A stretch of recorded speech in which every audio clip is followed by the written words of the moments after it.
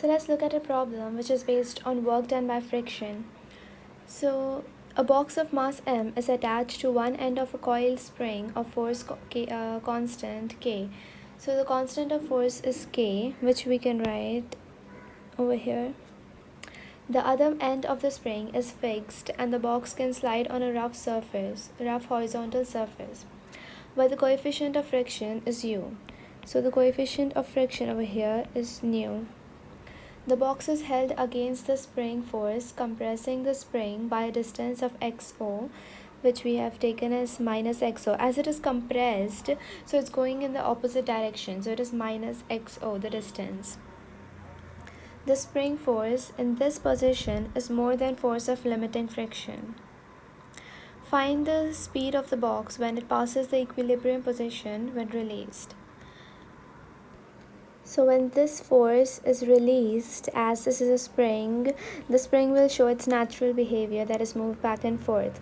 But before it reaches its equilibrium position, which is the natural state, which is the state when it comes to rest, the block will be somewhere over here, so we can consider the block to be here before it reaches the equilibrium position.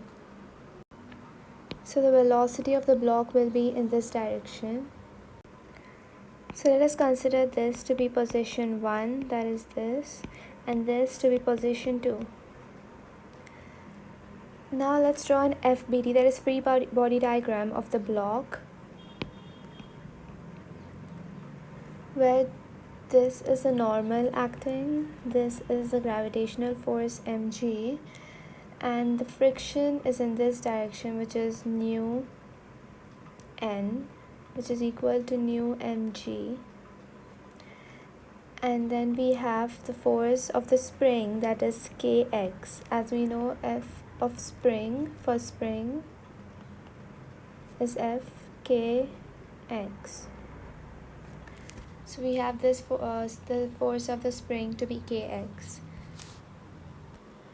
And we know the formula that work done by all the forces is equal to the difference in the kinetic energy, which is work done from position 1 to position 2 is equal to k2, kinetic energy of the second position, minus k1. That is, we can also write this as k final minus k initial position of the block.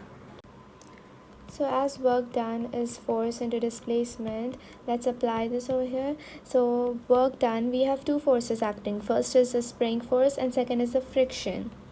So the spring force is work done by the spring plus work done by the friction